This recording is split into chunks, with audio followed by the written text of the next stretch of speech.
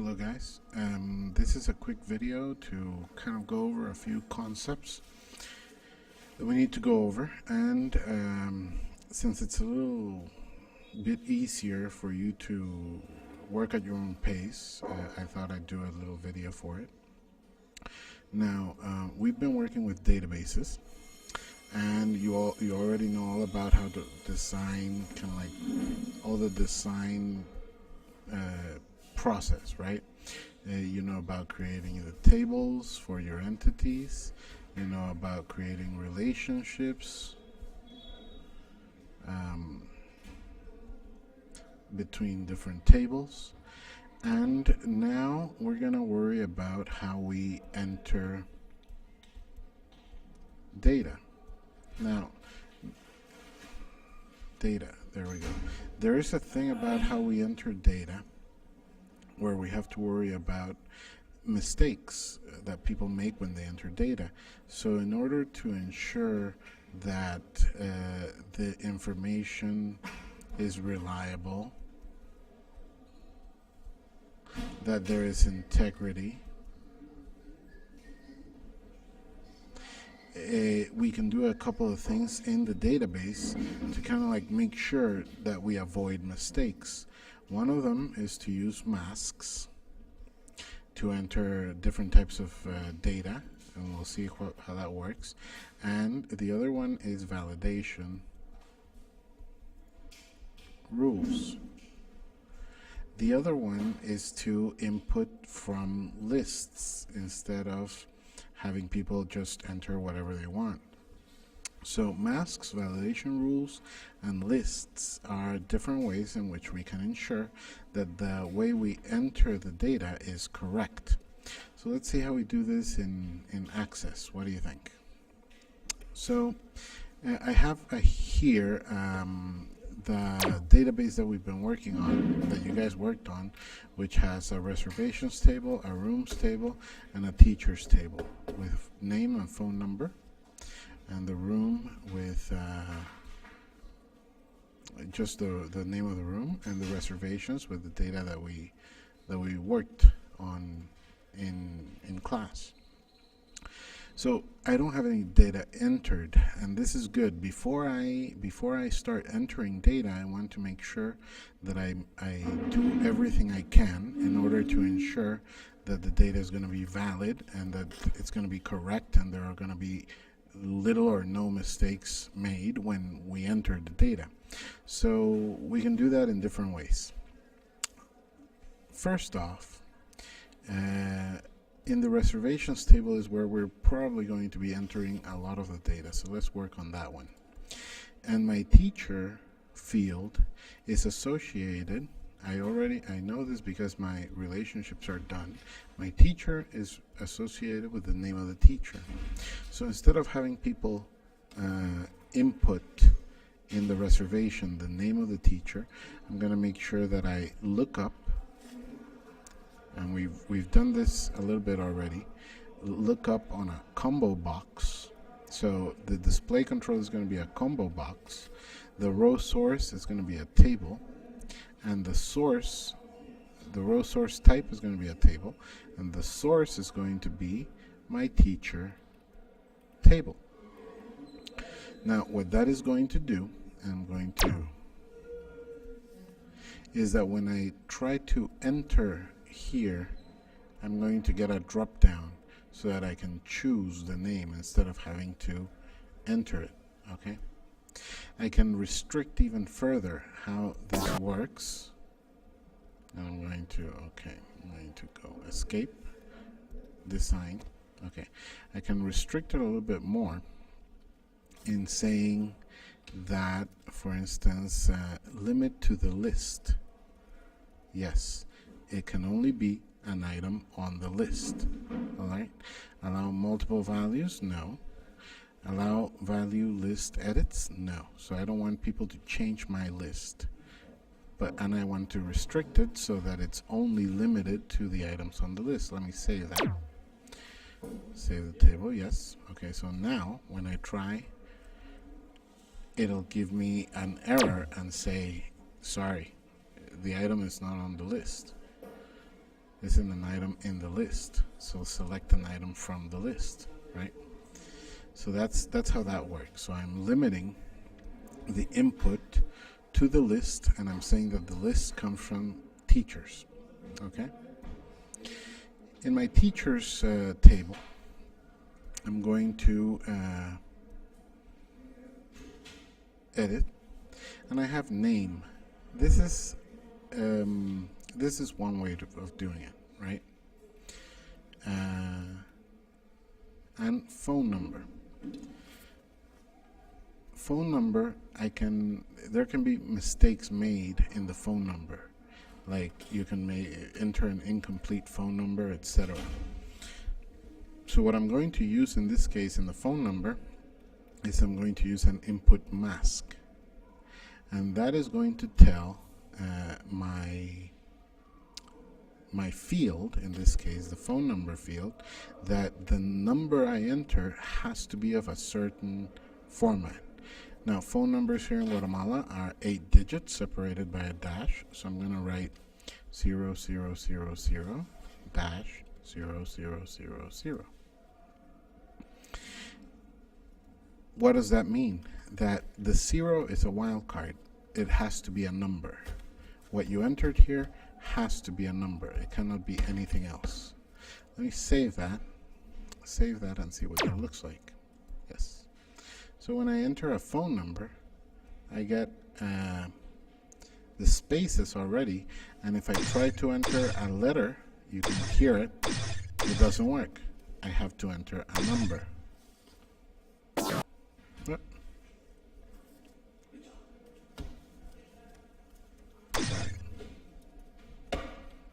So I have to enter a number. Otherwise, it doesn't work. This is a little problematic. I'm going to go back and escape, edit, and I'm going to say, I'm going to add a exclamation mark at the end. That means that the number is going to fill from right to left, and see how that changes. Let's save it, and now when I enter the number, sorry, I have to be, I guess, in the beginning. There we go. Alright, so whenever I enter, in this case, a new record, I'm going to enter my name here, Victor Castro, and when I enter my phone number, I can only enter a number, and only those numbers. I can only enter 8 numbers. So in this way I used a mask to limit how people will enter the data. Alright, so that's for the teachers table. I'm going to delete that record because I really don't need it. So, and remember, before the record,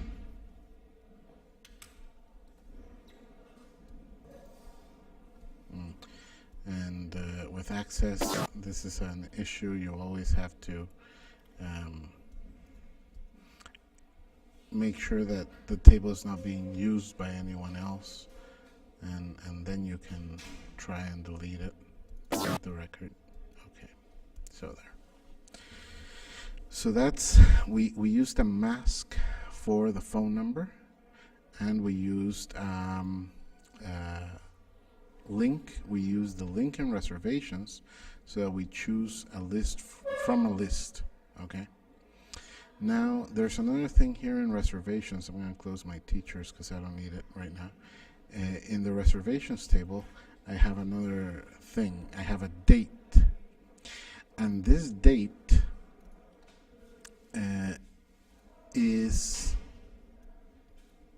it has a format. Okay, so it's going to be displayed as a medium date, which is 12th of November, 1915. And I can put an input mask in there and say, I can even use one of the wizards to do it. So for example, if I want the medium date to always be 27 September 69, so the person has to write the letters, the numbers, the letters, and the number of the year, the last two digits. I can make it like that. This is the code for that input mask. So I'm using the wizard, but really what's happening is that that's going to be written down there. Now, how do you know? Well, 00 is a number, then the dash, then it has to be a letter in capital, and then two letters, then the dash, and then the two numbers in the end. And that's my input mask. And it's easy to build these input masks, and I'm going to share with you a link to a page where you get a lot more help on how to build input masks for different situations. But now what I want is a validation rule, because, for instance, I don't want a reservation to be made for a date that has passed already. So it can only be, the date can only be greater than today's date. So I'm going to create a validation rule, and it's very simple. It has to be greater than date of today. Now, date is a function that returns today's date or the system date, okay? So it has to be greater than the system date. And it says validation text. If I make a mistake, I can display a text for the user, for the person inputting the data, and say date has to be in the future, for example. Is it required? Yes. Any other thing that we have to worry about? No, I guess. Show date picker for dates, and that's true. So, okay, let's see how that works. Same. Okay. Now I have my, let's enter a new date, and I have the input mask. And I should have seen the date picker here, but I'm not seeing it, so oh well. So if I enter, for instance, today's date is 21st of April, so if I enter 20th of April of 2015, date has to be in the future. So if I enter, okay, fine. If I enter the 21st of April, nope, it has to be in the future. So I cannot even enter a date of today. It has to be the 22nd. And boom, it accepts the date. Okay? So the validation rule is being applied to the date. Okay. If I wanted to be able to do today's date as well, how could I change my validation rule? Well, I can simply put greater or equal than today's date. Let's save that. Now it should allow me to enter the 21st of April of 2015. Yeah, no problem. But if I want to enter the 20th of April of 2015, there you go. Nope, has to be in the future, all right, or the present, I guess. So that's my validation rule at work. And we can do validation rules for a number of different things. I'm also going to link to a page that has a lot more help on validation rules. Finally, for me right now, I have three entities: reservation, room, and teacher. But there is one piece of data that is very limited. That's the period. The period is one of 6 periods, or one of 8 periods. There isn't like an infinite number of periods. It's just a very short list. But it's not worth creating another table for the period and making it an entity, because there's no more properties associated with the period. It's just the name of the period. So, and it's a short list. So instead of creating another table, an entity, what I'm going to do is I'm going to go down to the room, the period, There we go. And I'm going to look up. And again, I'm going to make it so that it's a combination box. But instead of the source being a table or a query, I'm going to make it a value list. All right, value list. And the row source, here I'm going to type the list of values that can be stored in the period field. And I'm going to do that in quotes. I'm going to say period 1, comma, in quotes period 2, comma, in quotes period 3, comma, in quotes period 4, comma. And I'm going to do 6 periods like that. Okay, so I'm saving that very short list so that the user can only pick from the list.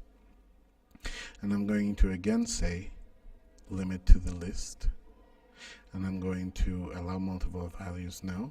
Allow value list edits, I'm going to say no, don't edit my list. All right, and I'm going to save that and see what it looks like. So in the period, now I have to choose one of the 6 options. It wasn't worth making another table for my periods because it's a very short list. So I can just make it a list and make it work like that. Okay. Your job now is to make some input masks and validation rules. Okay. Reproduce what I've just done, and using the links that I provide for help on creating input masks, I want you to make sure that the subject, for example, is always capitalized. And you can do that with an input mask. Find out how. I want you to make sure that the number of students is no more than 3 digits or no more than 2 digits, because there's no space in the room for more. So it has to be any number from 0 to 99. All right. And of course, the room, you should be able to choose it from a list, and that room should come from the table. Okay, and that's it. Try it out. It'd be interesting. Well, try that out, and let's see how it goes. And then we'll do some other exercises for it. So I hope this helps. I hope what we are working on then, just to make sure that we have it all clear, is we're doing input masks, validation rules, and lists to make sure that the data we enter is correct or is entered correctly, so that our database is reliable and it is there is integrity in the data, and it is consistent. Okay, consistent. And that's very, very, very important when you work with data. Okay, guys, so hope it helps, and I'll see you later.